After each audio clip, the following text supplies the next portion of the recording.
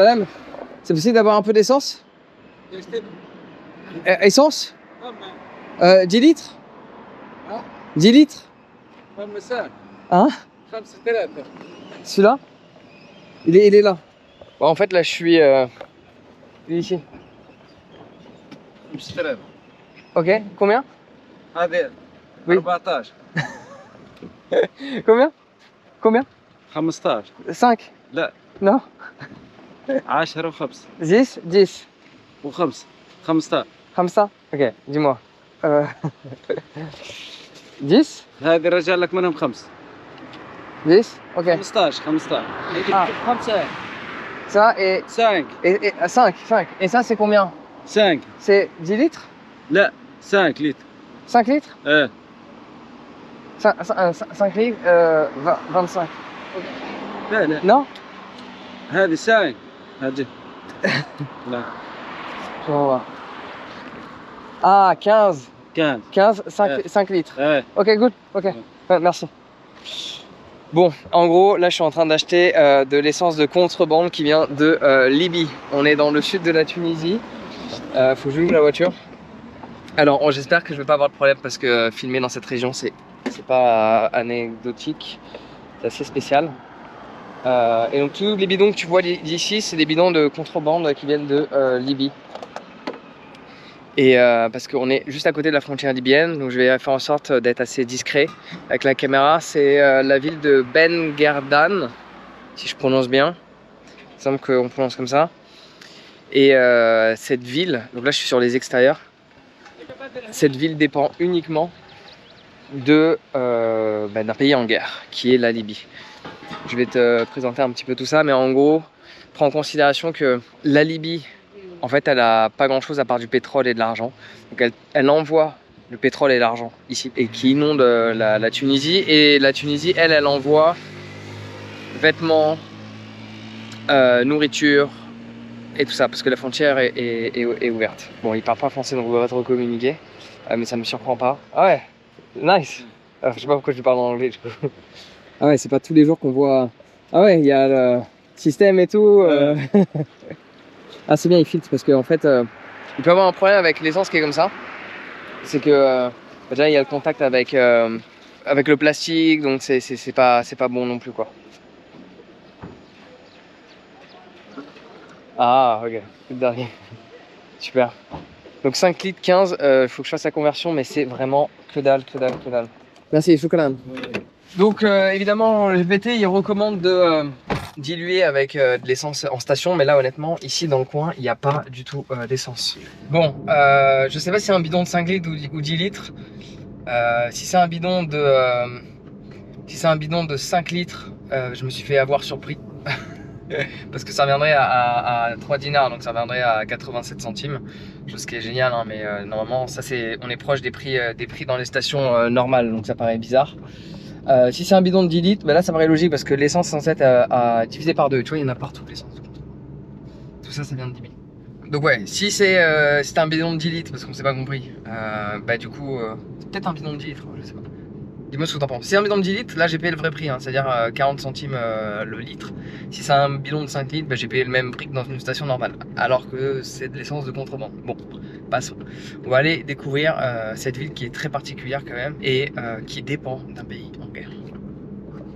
Et voilà, j'ai garé la voiture, je vais aller explorer un peu cette ville. J'avoue que tu te sens pas forcément extrêmement à l'aise. En fait, en soi, tu peux être là juste pour visiter la ville la plus au sud de la Tunisie. Mais vu qu'il y a des présences de militaires, évidemment que je vais pas filmer à l'entrée, tu vois, ça fait vraiment barrage. Ça fait pas comme dans le reste de la Tunisie où tu as des checkpoints où ils vérifient. Là, tu as vraiment des gros points avec des camions militaires, etc. Donc il y a un côté où tu dis, t'es pas censé être là. Donc j'avoue que pourtant, si je te montre les images, là, regarde, il y a une, je sais pas comment on appelle ça, il y a des plantes, des habitations. Tout semble normal, mais en fait, quand tu sais où tu es sur la carte, et que tu connais l'histoire de cette ville, mais il y a une tension que tu sens qui peut arriver. Alors qu'en fait, moi je fais qu'une seule chose, c'est de voyager, partager les aventures. Tu vois, cette ville est particulière et j'ai envie de la découvrir. Bon, il y a toujours le même problème partout en Tunisie, le problème de parking et de voitures. Se garent dans tous les sens. ça vous fait quoi de vivre dans la ville la plus au sud? Comment? Ouais, qu'est-ce que ça te fait de vivre ici? On va l'agriculture. Les anciens parents, nous reste ici. Ah, t'es né ici? Oui. Ah, ok. Et il y a le reste des gens qui sont, enfin le reste de ta famille qui est plus à Tunis ou... Oui, oui, il y a même les habitants originaires de cette ville, vous pouvez trouver d'autres qui habitent à Tunis, à Sfax. Ok. Ok, il y a des gens qui Il y décident a de... l'agriculture, Il y a de l'agriculture ici? les voyages à la Libye, Ouais. Bah oui, parce que t'es à côté, c'est juste à côté de la Libye. C'est à 20 Ouais. km. 30 km 30 km? d'ici. Ouais.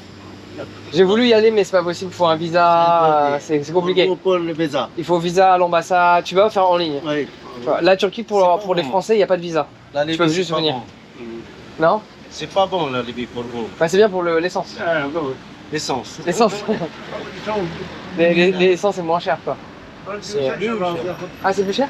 En ligne? C'est moins cher de Tunis. Oui, c'est moins cher que ici. Ouais. Ici, il y a le qui marche en noir, Ouais. Mais c'est moins cher. C'est c'est pratique. moins que. Bah, c'est un peu comme Mais plus moins que les kiosques. en France, dans le sud de la France, les gens ils vont en Espagne pour prendre de l'essence. Bah, c'est pareil. Chaque jour, il y a un tarif pour le pétrole Ah, ça change tous les jours? à l'Europe. Ouais, ouais, ouais. Et maintenant, il y a les. إيران. ليه؟ الحرب. Ah, au Golfe. Ah oui, oui, oui. Mais vous, ça vous change pas le prix de l'essence ici? Ça change le prix de l'essence ici? Oui, Ah oui? oui. Ah, donc là-bas, ça change le prix de l'essence ici? Non, non, c'est le marché noir. Ah, ok. C'est le kiosque noir. Bon, ben, je vous laisse. Merci en tout cas. Oh, ouais. Ok. Bonne journée, hein. Salut. Bon voyage. Merci. Bon, c'est assez difficile d'avoir une discussion et j'ose pas trop aborder certains sujets. On va faire en sorte d'avoir un voyage un peu normal.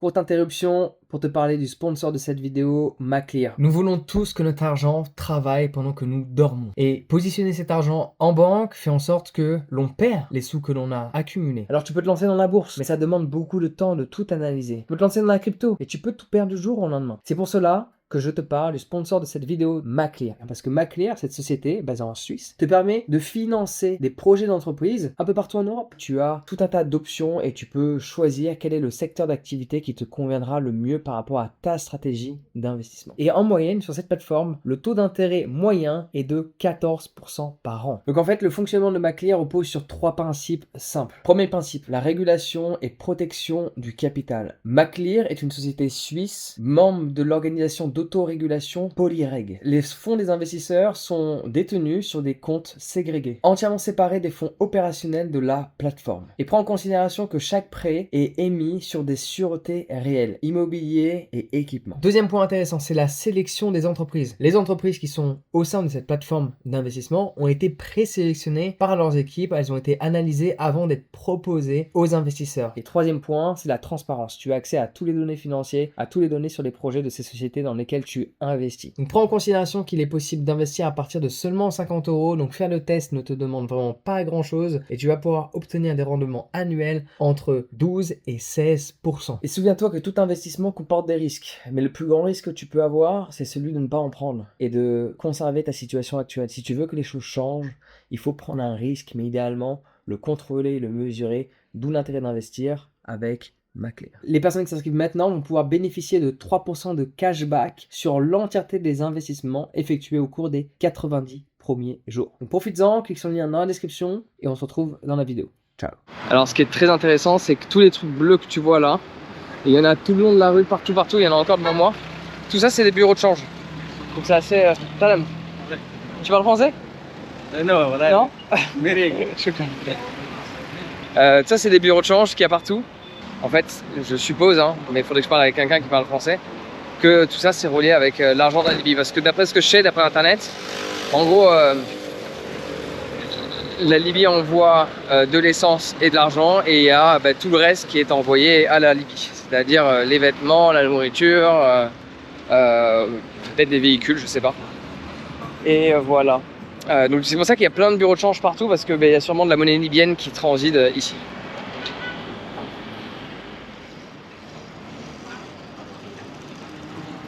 Alors, ce qui est intéressant, là, tu vois, au bout de la rue, tu vois qu'il y a un hôtel. Et pour le coup, sur internet, Tu vois quasiment pas d'hôtel. Alors il y en a aucun Booking, Airbnb, il y a zéro, hein, tout ça. Et la plupart des hôtels, ils ont pas de site internet. Donc il va falloir se déplacer sur place et aller directement dans l'hôtel pour leur demander si on peut loger. Salam. Je parlais français? Non. Non. Ok, shukran. Bon, par contre ici je crois qu'on va pas avoir de profondes discussions. C'est intéressant parce que par rapport au Maroc et à l'Algérie, alors évidemment le Maroc tu vas dans des villages, les gens parlent pas français, c'est normal. L'Algérie aussi, mais je trouve que dès que tu quittes Tunis, les gens parlent pas du tout français. Donc c'est très compliqué pour avoir des discussions. Bon, les pâtisseries orientales, si tu veux t'éclater le bide. C'est très calme en tout cas. Je sens que c'est une ville... On va aller au café Amsterdam à la limite là-bas. Ça a l'air d'être design. C'est beau ça. Les oignons à la sortie du camion. Directement du producteur dans l'assiette. Alors attends, je crois qu'ils ont des fricassés là, non? C'est pas ça les fricassés? Que j'ai pas mangé. Ouais, Salem. Parlez français? Français? Non? Ça c'est fricassé ça? Ok, je peux manger? Ouais? Fricassé? Ici? Ouais? Qu'est-ce que tu... Ils sont déjà faits ou faut les garnir? Fricassé ou le bourrique, Ok? bourrique, Un bourrique? bourrique. Ok, ouais, un bourrique. Et chapati. Ah, oh, ça a l'air super bon. Ok. Un bourrique. Un fricassé. Ok. Et ça, ça avec quoi? De la sauce? Sauce, thon, barbe. Ok. Et un comme ça avec la sauce. Ouais. عملوا كتابة. Ah, ici. Donc, Si. ok. Tôt. Ok. Et est-ce qu'il n'y a pas une petite boisson locale Qu'est-ce que c'est que ça? Petite boisson. Ça c'est quoi? Coca, gazeuse? Coca, des coca. Tu veux coca, Comme Coca? coca, Non? coca. Tu veux coca ou la boca? Non, si, ça. Ok. C'est bon, je prends ça, on va goûter. Ouais. Je sais pas c'est quoi. Ah. Ah ouais, de la patate. Patata. Patata. وريس. thon, Ah, atoum. خضار, زيتون. Zétou. Et encore de la harissa. Ok, ouais, c'est très bien, c'est simple. Simple, bon, efficace. Mais voilà, nous ici, on va pas pouvoir parler à grand monde, c'est sûr et certain. Vous êtes là. Très belle vue. J'avoue que j'aime bien être dans des zones comme ça où il y a vraiment pas de touristes. Le seul truc, c'est que les gens sont cool, hein. Ils sont chill. C'est juste que il y a cette pression qu'il y a dans ma tête de par le lieu où je me trouve. Et en soi, vraiment tout. Salam. Là, on va manger. Je sais pas combien ça coûte. On verra bien. Hein? Je parle pas français? De qu'est-ce qu'il y a? Passeport. Passeport? Pourquoi je te donnerais mon passeport? Ah, vous êtes de la police? Oui. Je peux voir Permets la caméra. Mais je filme mon voyage. Ah, ok. Je suis un peu perturbé de par mon petit contrôle de police là. Donc on a un fricassé, je te raconte juste après. Parce que j'essaie de remettre des émotions et ils sont... Et voilà. Ah, chocolat. Donc le fricassé avec tout ce qu'il y a dedans. En fait c'est gras. Mais je sais pas si ça se mange froid de base ou pas. Là c'est froid parce que le temps du contrôle. Mais je savais que dans cette ville il allait se passer un truc. Je t'ai dit, hein, je suis pas... Et donc ça c'est... J'ai oublié le nom, je suis perturbé là. Il y a un œuf dedans qui est blanc. C'est très intéressant, je sais pas si tu vois. En fait, partout en Tunisie, il y a ce même type de feuilles de papier. Et le parata là qu'il m'a fait, d'ailleurs je sais pas combien tout ça m'a coûté. Le parata là. Ça c'est le truc le plus épicé. Et, il y a aussi du thon. Bon apparemment, j'ai le droit de continuer de filmer. On va voir si je vais avoir d'autres problèmes ou pas. Et donc ça c'est de la boisson locale. Parce que c'est beau. Ah, je sais pas si je vais aimer ça. Une odeur de médicament. Alors c'est gazeux. Honnêtement, j'ai l'impression de boire un médicament. Bah écoute, c'est très bon en tout cas. Apparemment, je peux continuer de filmer mon aventure comme si de rien n'était. Je te fais peut-être un feedback de ce qui vient de se passer plus tard.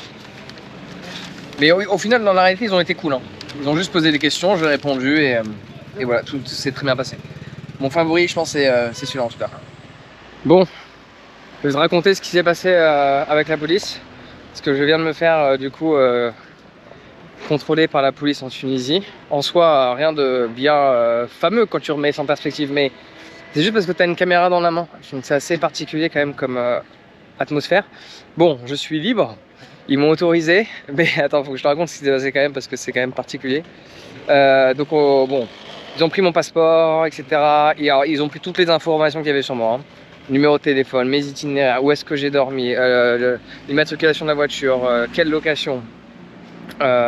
Ils ont absolument tout pris. Donc bon, je filme le décor pour continuer à raconter mon histoire parce que en fait je me sens observé et je pense que je vais pas forcément rester dans cette région. De toute façon ils savent où je vais, ils savent tout, tu vois. Donc bon, je vais être observé je pense jusqu'à la fin de mon voyage en Tunisie. Mais voilà, en gros ils ont été très corrects, faut justifier. Hein. Ils font leur boulot, c'est la police. Voilà, faut pas oublier ça, tu vois. C'est juste que moi je trouve ça dingue étant donné que je filme. Mais je pense que ils le font de par cette supposition que je sois un espion ou un journaliste, étant donné la zone où je suis. Je suis dans une zone de contrebande. C'est pas anecdotique qu'ils viennent me voir. Donc je les comprends, c'est normal. C'est juste que c'est pas agréable, surtout quand tu parles avec eux. Il est dans ton passeport et tu parles, tu donnes des explications. Et là, dans un coup, il y a une voiture qui arrive toute grillagée et tu dis la voiture elle est pour moi. Au final, non. Bon, il est reparti en me disant que tout allait bien et que je pouvais filmer sans problème. On va voir si c'est le cas, mais je vais pas rester trop longtemps dans cette région-là. Je pense que je vais partir. En fait, je me sens forcé de partir parce que c'est pas ce qu'il y a de plus agréable à vivre. Ça me serait arrivé à Tunis ou je vois dans une ville comme ça m'aurait moins dérangé. Mais vu que là, je suis à la frontière de la Libye et dans une zone de contrebande.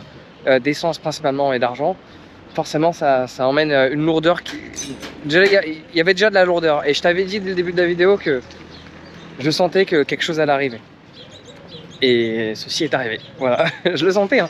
Tu vois, parfois ça peut être dans la tête, ça peut être psychologique, mais aussi parfois c'est réel.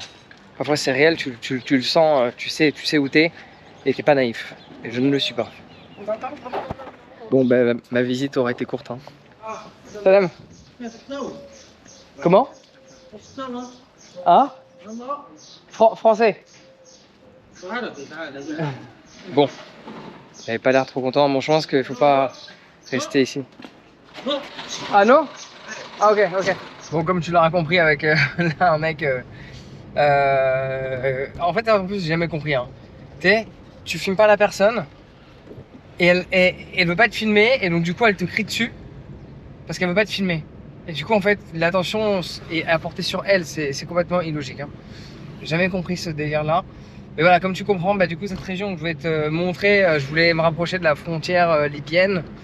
Bon, faut à un moment donné être réaliste, c'est peut-être pas une bonne idée d'aller à la frontière libyenne sans avoir de visa pour aller en Libye. Parce que si j'avais un visa, ça paraîtrait logique que j'y aille.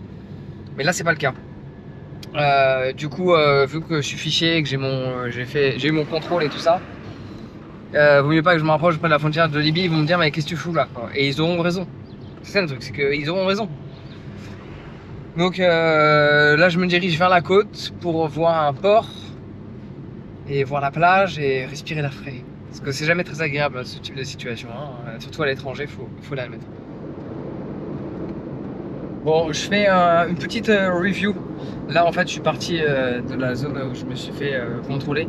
Parce qu'en fait j'étais pas à l'aise non plus à parler. Donc en gros bon, ils sont arrivés sortis de nulle part en civil. Il m'a montré sa carte, j'ai arrêté la caméra. À ce moment-là est venu le questionnement de tout. Bon, ils ont été très corrects, faut le dire, ils font leur boulot. Mais c'est un peu absurde quand tu vois que je me balade avec une caméra. Je suis un touriste, je suis dans une zone de contrebande, mais ça reste juste la ville la plus au sud de la Tunisie. Hein. C'est aussi une ville de contrebande qui dépend de la guerre d'un pays, c'est-à-dire la Libye. Pris en photo mon passeport, ça a duré... Alors le temps paraît long, mais ça a peut-être duré que 15 minutes, hein, mais ça va 10 minutes, mais ça a paru une éternité. Évidemment, il part avec ton passeport, il appelle, et là où j'ai commencé à m'inquiéter, j'ai envoyé même des messages à Magali, à Damien qui fait des montages vidéo, enfin dans le groupe, pour qu'il y ait un maximum de personnes qui soient au courant, en leur disant, bah, dès que j'ai vu une voiture de police arriver entre temps avec des grillages, j'ai envoyé un message en leur disant que s'ils n'ont pas de nouvelles de moi dans les 3 prochaines heures, parce que tu vois, m'emmener en garde à vue pour X raisons stupides pendant 2 heures, bon pourquoi pas, si ça dure plus de 3 heures, contacte l'ambassade. Parce que j'ai rien fait de mal, je suis là avec une caméra dans un pays. Bon, rien de tout ça n'est arrivé. Ils m'ont explicitement dit que j'avais le droit de filmer. Ils ont vu ma chaîne YouTube, l'assurance du véhicule, où est-ce que j'ai garé mon véhicule, et toutes les questions possibles et inimaginables qu'est-ce que je fais là, etc., etc. Bon, je pense qu'en fait, au début, en fait, l'aspect YouTube a dû les rassurer. Ils ont dû penser que j'étais à un moment donné peut-être potentiellement un espion ou un journaliste qui a des idées bizarres, alors que bah, moi je partage juste mon voyage et les gens que je rencontre, et en même temps s'il y a quelque chose de particulier tel que ici, bah, j'aime bien le filmer. C'est pas toutes les villes qui... bah, c'est la ville la plus au sud, et c'est aussi une ville de contrebande. Je trouve ça intéressant personnellement, mais forcément avec une caméra je peux comprendre que ça dérange un peu. Et voilà, donc là c'était pour te faire un petit récap à froid, mais à nouveau, ils ont été corrects. Ils m'ont autorisé, mais malgré l'autorisation, bah, j'étais pas à l'aise de continuer. Et tu sens qu'il y a des, bah, comme tu as pu le voir après, hein, j'ai eu d'autres gens qui étaient pas contents que j'avais la caméra, il y avait une certaine tension, donc je me suis dit bon allez, je vais pas me rapprocher de la frontière, on va pas jouer avec le feu, ils ont été cool, faut respecter. Et donc là je me dirige ailleurs. Alors je suis en train d'arriver près d'un lieu vraiment unique, très fin, et il y aura la mer des deux côtés, c'est incroyable. Alors me voilà arrivé dans ce village de pêcheurs. C'est le village de pêche le plus au sud de la Tunisie, Ghedaria. Magnifique. Il y a la mer des deux côtés. Les petits jeunes qui viennent me voir, je crois. Terrain de foot. Et tu vois la mer de ce côté-là. Et la mer de ce côté-là. Incroyable. Madame, vous parlez français? Non. Arabic or English? Spanish? No. Live here, good? Ah, oui, oui. C'est bien? Good. C'est magnifique, hein? Mer. Mer et mer. Des mers. Deux mers. C'est cool, hein? Ça va et vous? Ça va? Très bien. Elle est bien la vie là? C'est bien ici? Bien. Bien, calme. T'as pas chaud là? Chaud? Toi, t'as pas chaud? Si? T'as froid? Moi, je vais être le premier touriste qui vient ici, hein. Je le dis. Hein. Où on est là? C'est intéressant qu'ils ont cette infrastructure. Mais ça semblerait être le port de pêche.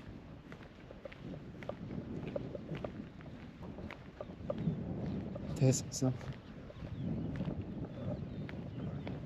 Ah, mais en fait, ils s'en servent pour pêcher. C'est avec ça qu'ils pêchent.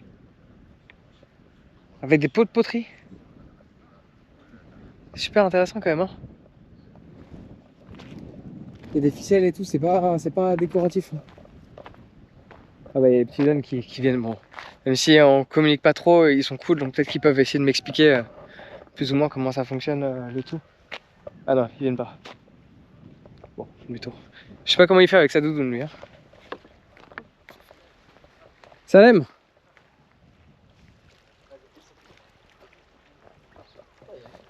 Bon, ils n'ont pas l'air intrigués par ce que je fais, donc je vais pas les déranger. C'est incroyable, hein. Tu vois là, il y a la mer des deux côtés. Bon alors de base, j'aurais aimé aller au bout de l'île là. Juste là. En soi de base, je pourrais y aller par la droite, ou pourrais pas y aller par la gauche. Je pourrais y aller. Mais vu qu'on est quand même dans une zone où la Libye est juste de l'autre côté en fait. Hein. Juste qu'il y a des mini-îles des mini-usines qui se connectent en, je pense, quelques minutes de petits bateaux. Et qui après font en sorte que tu es encore en Tunisie, mais après tu peux continuer sur cet axe-là. Et en fait, le port là, il a l'air d'être fermé. Et la raison, c'est, je pense, parce que c'est une zone où tu peux aller vers la Libye. Bon, et je vais pas trop m'aventurer là, après ce que j'ai vécu de l'autre côté. Mais ça semblerait être le cas. Mais c'est dommage, j'aurais bien aimé voir. Parce que là, on est vraiment sur une petite île. Je te mets une petite carte là. Tu vois, on est vraiment au bout de la Tunisie, quoi. Sur l'aspect côtier, c'est difficile de faire mieux, outre que si tu vas à la frontière libyenne. Mais tu vois, là, c'est l'île la plus au sud de la Tunisie. Presqu'île. Bon, je te présente le reste du village en voiture. Ça m'a traumatisé. Faut que je change de zone parce que c'est trop militarisé. Il y a trop de voitures de militaires, etc. Et j'ai pas envie d'avoir des problèmes. Du coup, j'avais pas envie de sortir la caméra en passant devant. Donc, voilà. Je fais ça en voiture pour te montrer ce petit village. À nouveau, en fait, les contrôles de police en Afrique, surtout au Maghreb ou dans d'autres pays du Moyen-Orient, c'est pas la police française. Hein. Tu polémiques pas avec. Ça, c'est quelque chose qu'on peut leur en valoir quand même. Hein. Parce que de base, c'est ça la police. Hein. T'es pas censé polémiquer avec. Voilà, on quitte cette magnifique petite zone. Alors discrètement avec la caméra et à une main, je vais te montrer un peu le trafic ici à Sfax. C'est une ville économique, hein. Il y a un des plus grands ports de Tunisie qui est là. Bon là c'est chill, hein, c'est pas grand chose, mais de temps en temps t'as un petit scooter qui arrive en sens interdit, en sens inverse. Des voitures qui traversent dans tous les sens. J'aimerais bien te montrer ça. Et hop, tu vois là, hop, tu l'as vu là? Tu l'as vu celui-là? Voilà. C'est ce qui se passe depuis tout à l'heure. Bon, après, je suis habitué à conduire dans tout type de pays. Je suis vigilant.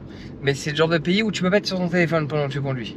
La caméra, c'est faisable parce qu'en fait, j'ai pas besoin de lire quelque chose, ni de regarder quelque chose. Juste, je la tiens dans les mains. Mais c'est pour te montrer, il y a toujours des gens qui arrivent de l'autre côté. Il y a des scooters. En plus, les scooters, ils ont pas de casque. Donc, il faut faire vraiment gaffe. Ça pardonne pas là. Et d'ailleurs, c'est intéressant que c'est le bordel. Mais malgré ça, ils mettent pas de casque. Et les stations à essence totale, d'ailleurs ici en Tunisie, ils se font fournir l'essence apparemment de par l'Algérie, c'est pour ça que l'essence est moins chère qu'au Maroc. C'est une meilleure relation avec l'Algérie que le Maroc a avec la Tunisie. Et les bouchons, et les bouchons, et les bouchons. Voilà. Et pourquoi ça bouchonne aussi? Parce que les gens ils sont garés sur la route. Ça là c'est les voitures qui sont garées sur la route. Avec une caméra c'est plus pratique les voitures automatiques, hein, parce que quand tu es en manuel, tu dois switcher d'une main, c'est pas pratique du tout. Alors je viens de me garer, et ce que tu peux voir à mes côtés, c'est une médina très rare pour la Tunisie, parce qu'il y a des remparts qui l'encerclent complètement. Et ça c'est quelque chose qui n'est pas du tout fréquent en Tunisie. Donc on va aller découvrir cette vieille ville, voir qu'est-ce qu'il y a derrière ces remparts là. Et du coup, cette médina est à Sfax, un lieu où, j'ai oublié comment on appelle les habitants, les Tunisiens d'ici, ils sont considérés comme étant des travailleurs. Tu vois, GPT, il décrit que les gens qui sont ici ne sont pas là pour être en vacances, ils sont là pour travailler. Donc les travailleurs tunisiens sont ici. Bien sûr, c'est pas du tout touristique. Donc je devrais être le seul et unique touriste de cette région-là. On va les découvrir, et dans le peu d'échanges que j'ai pu avoir jusqu'à présent et dans cette zone, beaucoup moins de gens parlent français. C'est là où les Tunisiens vont venir. Que là il y a une porte, il y a différentes portes. Là il y a une porte nord, il y a dû y avoir différentes portes aux quatre coins de la Médina.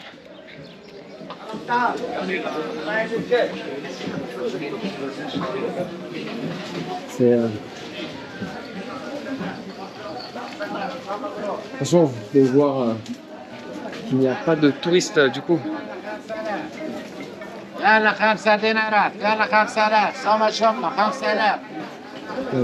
C'est vraiment... Donc là on est dans la Médina, hein. On est dans la vieille ville, c'est pas un marché, c'est la ville qui était constituée comme ça. Qu'est-ce que vous faites ici là? Tu parles français un peu? Non? Vous réparez les cocottes? Ok. You speak English? No? English, not so much. No, not so much. I was asking myself why you fixing? Tu répares? Reparation? Yes. Yeah. Préparation de cocotte, Des cocottes. coton, Ah, et des couteaux. Ah, tu les aiguises. les clés, Ah, ok. Ah, tu fais les clés aussi? Yes. Pour les maisons. et pour les Ok. maisons. Ok. Merci. Derrière. Shukran. Bonjour Salam. Possible de voir? Oui? Merci. Ah ouais. Il va couper après, hein. C'est pour les boucher, j'imagine. C'est pour les boucher? Ouais. Merci. Bon, on va voir si j'arrive à avoir des échanges ici parce que, à nouveau, les gens parlent beaucoup moins français. Alors, avant de me retrouver là tout seul, j'ai demandé à un commerçant si on pouvait aller sur les toits.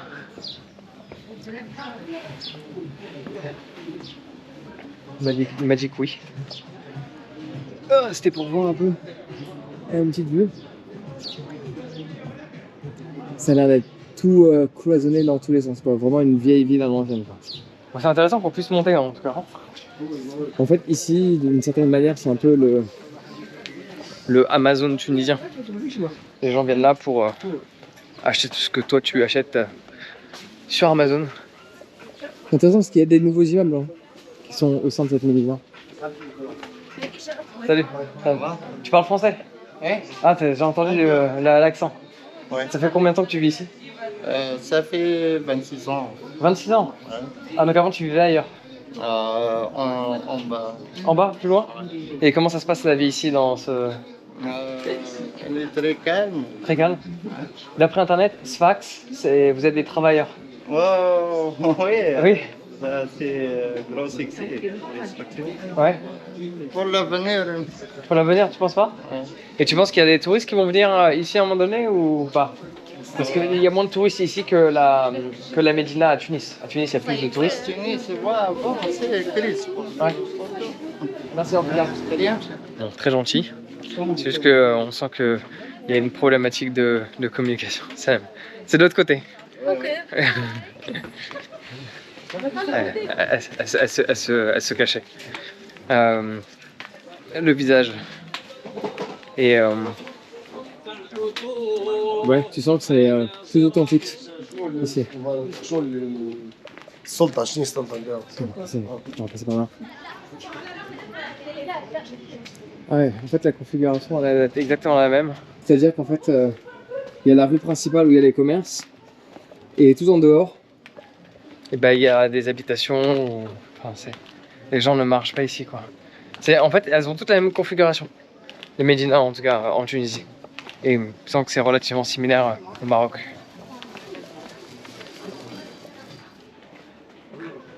C'est ça qui fait la beauté de ces lieux, c'est de se perdre, de ne pas savoir où tu vas. Et arriver à un stade, tu te dis bon ben, où suis-je? Et où est garée la voiture? Le challenge. Nous voilà ressortis de la Médina par un axe différent, portes différentes. Ouais, quand t'es à l'intérieur, tu te rends pas compte du truc que c'est en fait. Mais c'est immense. Hein. Je vais me diriger vers le port. Il y en a qu'il y a beaucoup d'activités économiques reliées à ce port.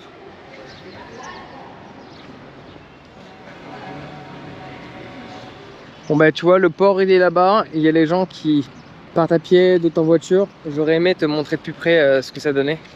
Mais il y a plein, on va savoir pourquoi, alors qu'on parle juste de bateaux qui vont sur l'île qui est en face. Il y a plein de panneaux qui disent que t'as pas le droit de faire des photos. Et il y a des militaires partout à côté. Donc tu te doutes bien que je ne vais pas m'aventurer avec ma caméra là-bas. Quand tu as des autorités locales qui te disent, enfin qui sont présentes, plus des indications qui sont visuelles de que tu n'as pas le droit de filmer. Alors je vais te montrer une réalité quand même, c'est pas la première fois que je vois ça. Que ils ont tendance... Non, tu veux pas? Ok, ok. Il a pris peur comme ça, il m'a vu avec la caméra, il a fui. Ça m'a surpris, tu vois, qu'il court comme ça. À moins qu'il se passe des trucs bizarres dans ce parc. Bon, bref, les parcs ici à Sfax sont pas du tout entretenus, il y a des déchets partout. C'est pas le top du job, ça fait très abandonné. Ouais, ça se voit. Hein. Ça pourrait être super sympa. Hein. Ça a du charme, mais en fait, tu sens que c'est à l'abandon et la ville ne vient pas récupérer les déchets. Bon, sur ce, je vais prendre la route. Je sais pas encore où je vais. Après, tu vois, c'est aussi intéressant d'aller voir des lieux pas du tout touristiques et où la vie semble très calme. Les gens semblent que travailler, parce que c'est ça aussi le vrai pays. Tu vois, le vrai pays, c'est pas que la capitale. Ça, c'est une capitale économique d'ailleurs. La vraie vie d'un pays, c'est tout ce que le pays a à t'apporter. Mais regarde-moi ça. En général, à part pour les Tunisiens, mais c'est factuel, hein. Les déchets, il y en a partout, hein. Les Marocains et les Algériens n'ont pas aimé que je dise ça. Que j'étais allé sur des magnifiques plages, surtout en Algérie. Magnifiques plages, des plages à la Koh Samui, Thaïlande, et qui étaient remplies de déchets. Ben là, ça fait le même effet, juste à côté de la Médina. Et c'est pas du tout entretenu. D'ailleurs, ma voiture est là. J'ai marché un peu trop. Bon, allez, à plus tard.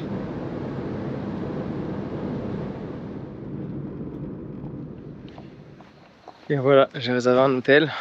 Petit 4 étoiles, pas cher du tout. 60 € la nuit, bord de plage. J'ai fait pas mal de routes aujourd'hui, je suis fatigué. Les routes tunisiennes sont propres, hein. Y a pas à dire. Elles sont très clean. Donc on va voir, j'ai réservé via Airbnb cet hôtel. Comme parfois ils mettent des chambres d'hôtel, on va voir si ça marche bien, parce qu'ils m'envoient une localisation qui est dans l'hôtel, mais il n'y a pas le nom de l'hôtel. Surprise, surprise. Ah, attends, c'est très propre. Magnifique, hein. Ça sent la clope comme à chaque fois. Bonjour. Bonjour. J'ai fait une réservation via... Oui. Parfait. Très propre l'hôtel, hein. Alors si on peut leur faire valoir quelque chose, c'est que le check-in a été très rapide. Ça a duré 10 secondes. Parce qu'on arrive dans un monde parfois où les hôtels ils font un check-in qui dure 3 heures. Donc ça c'est cool. Bon, par contre, ça sent la clope partout, parce qu'ici en Tunisie, ils ont le droit de fumer des clopes en intérieur. Ouh, il fait chaud. Ouais, magnifique le changement. D'accord. Très très bien. On a pris rien à dire. Spacieux.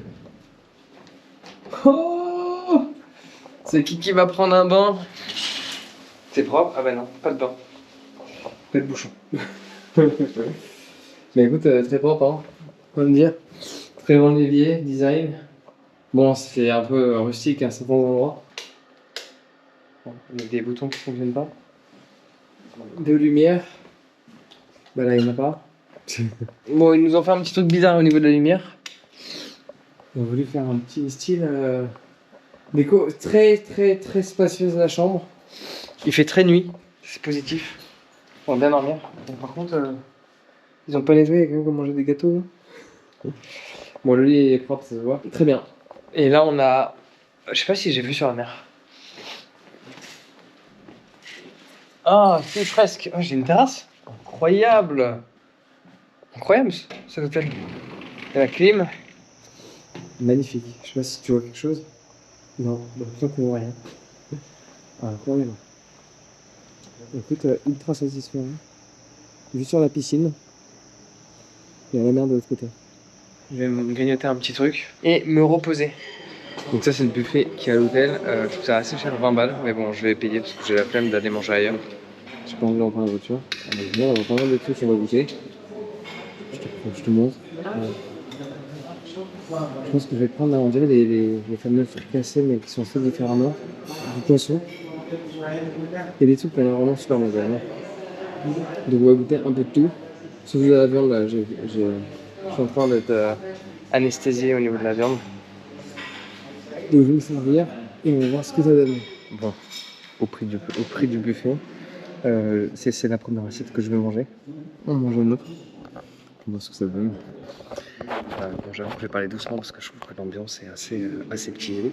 Ça fait très bizarre. Ça fait très cantine d'hôtel. C'est gênant. Ça ressemble au truc que j'ai mangé chez le boucher. Les chouilles, je crois. C'est bon ça. Ouais, t'oses pas parler. C'est trop calme. T'entends que le bruit des couverts. C'est gênant. C'est très bon.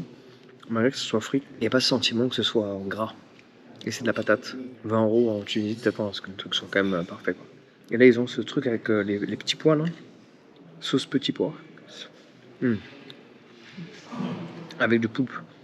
En fait, ils ont le couscous tunisien. Il est fait avec du poisson. Ouais, c'est très bon. Tu vois, les petits poulpes, les petits trucs comme ça, avec les petits pois. Honnêtement, je suis pas fan des petits pois de base, mais je trouve ça très bon. Là. La sauce tomate. Et là, je suis dans une région qui est réputée pour le poisson. Il fallait que je prenne un poisson. J'avoue que c'est très bon. Alors, ça donne. Seul hic du poisson, donc il y a un paradoxe. On est dans une région où le poisson est reconnu. D'un autre côté, une société tunisienne chimique qui est pas trop loin, qui est réputée pour balancer ses déchets chimiques dans la mer. Là où est pêché le poisson. Donc le poisson est délicieux, mais il y a peut-être des petits trucs chimiques en lui. Le poisson est délicieux. Ça, je suis fan, hein. C'est frit, mais ça fait ça. Bon, comme tu peux le voir, la problématique de ces buffets, c'est que tu reprends la nourriture encore et encore. Et le but, c'est pas de grossir. Du coup, ils avaient un riz qui était différent. Avec des petites herbes dedans. Et là, il y a une sorte de couscous très fin, comme sauce. La viande est très tendre, tu vois. Ce qui m'a intrigué, c'était ces galettes. On dirait des falafels plats. C'est des falafels plats. Ça me surprend de trouver ça en Tunisie. J'aurais pas pensé trouver des falafels en Tunisie. Bon, écoute, je me suis rentré. J'ai la chance que dans ma chambre, ça sent pas la clope, mais ça sent la clope partout dans l'hôtel. Bon, c'est comme ça, hein. Il n'y a pas de régulation par rapport à ça. Le problème des buffets, vraiment, si tu te pètes le bide, quoi. On a besoin de grossir à vue d'œil à chaque voyage. Alors, je m'apprête à partir de cet hôtel et j'avoue que c'est magnifique. C'est ça qui est quand même incroyable, c'est quand tu arrives parfois le soir et que le matin tu te réveilles et tu vois ça. Et ça, c'est de la bombe. Ça, c'est la terrasse que l'on n'a pas vue hier soir. Et il a l'air de faire plus chaud au sud, hein. Je sens la chaleur, j'ai l'impression qu'on est passé en été là. Enfin, on va aller découvrir un petit peu la mer. Petit rappel de fin de vidéo, n'oublie pas que cette société Maclear est basée en Suisse, régulée par le marché suisse et te permet d'avoir un taux de rendement annuel d'en moyenne 14% sur ton investissement. Donc profites-en, n'oublie pas que le meilleur moment pour investir c'était il y a 20 ans, le deuxième meilleur moment pour investir c'est maintenant. Ciao.